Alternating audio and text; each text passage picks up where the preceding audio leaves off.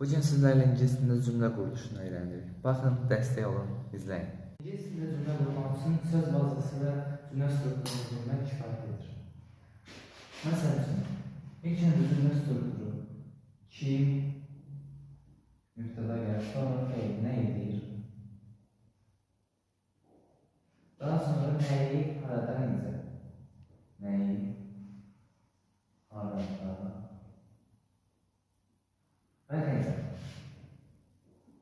Məsələn, sadə cümlə deyək, mən çay içirəm.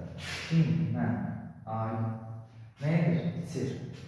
Drink. Nə içir?